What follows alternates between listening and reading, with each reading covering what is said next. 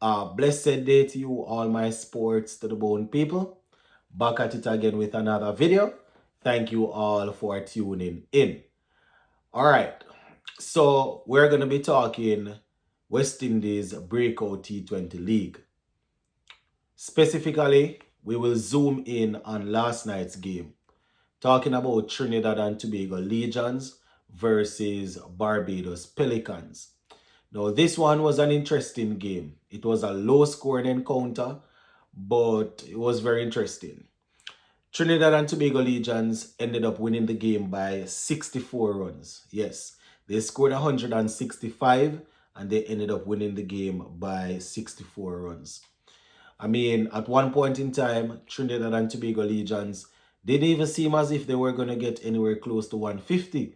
But courtesy of Joshua James, they were able to get up to that 165. So let's walk through the scorecard. So Trinidad and Tobago Legions 165 for 8 off their allotted 20 overs. Now they lost 3 wickets in quick succession. I'm talking about the first 3 wickets. Bam, bam, bam, real quick. Cephas Cooper opened with Amir Jangu. Cooper was removed first ball. Camille Pooran made 2. Joshua De Silva made 1. So you get an idea of what I am saying, right? While all of this excitement was going on, Amir Jangu was still there, trying to hold things together, trying to pick the balls that he would go after. He ended up getting 32 from 34. Right, 32 from 34 with 4 fours, strike rate of 94. But one thing I would have to say, my people, even though it probably wasn't as fast as he would have liked, the fact that he stayed there when wickets were going down, that still provided a little platform for goalie and Joshua James to do their thing in the back end. All right, so let's take a look at those guys now. Goalie, he scored 38 of 27 not out. Right, 38 of 27 not out, 3 fours and 2 sixes. Joshua James, 39 from 20. Right, and he had 1 4 and 4 sixes in that knock. Big, powerful youngster, right? And I mean, he coupled the batting with some good bowling, which we will hear about a little later on. So that's how they ended up getting that 165 for 8. In terms of how they lost the wickets, 5 for 1, 18 for 2, 25 for 3. So as I said earlier, they lost the first 3 wickets real quick, right? So from 25 for 3, they went up to 59 for 4, 68 for 5, 89 for 6, and from there they took it up to 158 for 7, then 165 for 8. Right, so Trinidad and Tobago Legions, you could call it bouncing back after a very poor start with the bat. Now, bowling for Barbados Pelicans, Joshua Bishop, he bowled 4 overs, 26 runs, picked up 1 wicket. Raymond Simmons, 4 overs, 46 runs, and picked up 2 wickets. Jonah Sinclair, 4 overs, 2 wickets for 17 runs. And we saw Naim Young, the captain, bowling 3 overs for 34 runs. Zishan Motara, he got 2 for 22 from his 4. Amari Goodrich, he bowled 1 over for 15 runs. So that's how that part of the game went.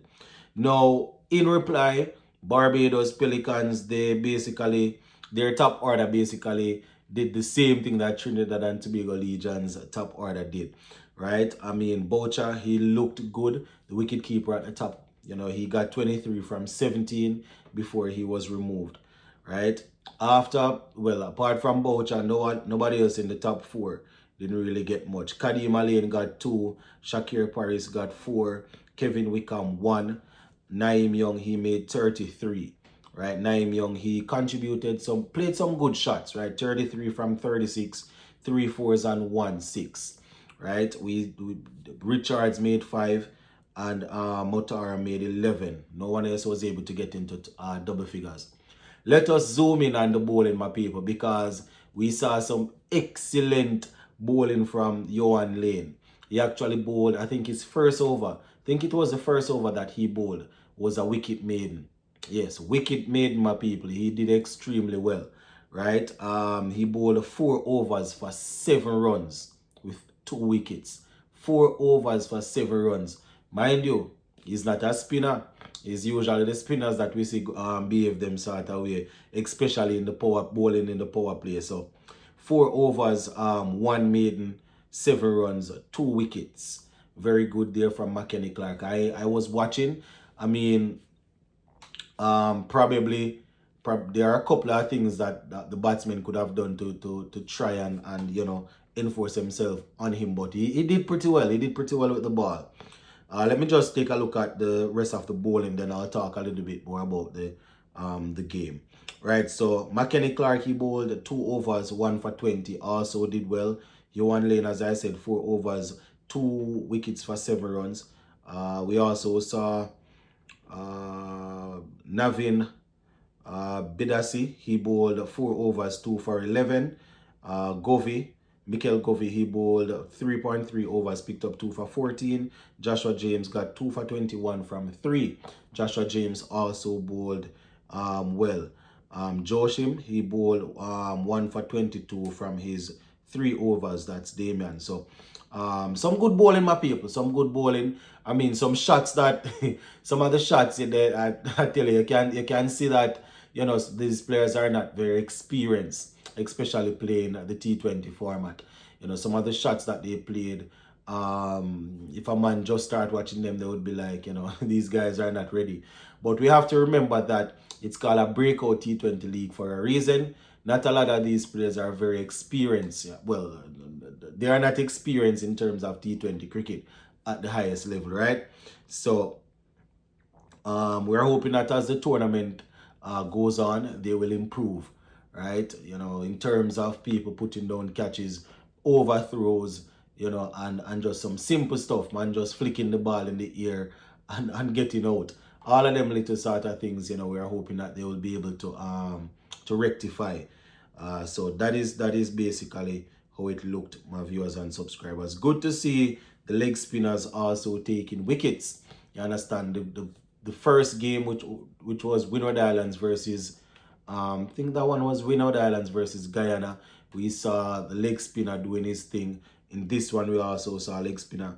I think what CWI is asking is that the leg spinner they have to bowl at least 3 overs in the game. So that is one way of trying to get the leg spinners to bowl, because sometimes you'll have them in the team and the captain is hiding them, worried about all sort of things. But one thing is for sure, some of the batsmen will look to attack the leg spinner and they will eventually pick up wickets. So that is basically how things went in last night's game.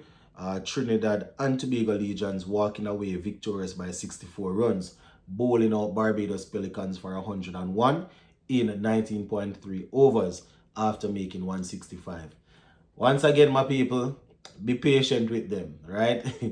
While I was watching it, I could just feel the fans, having a meltdown over certain things. But remember, it's called a Breakout league for a reason. Big up on yourself, stay safe, bless.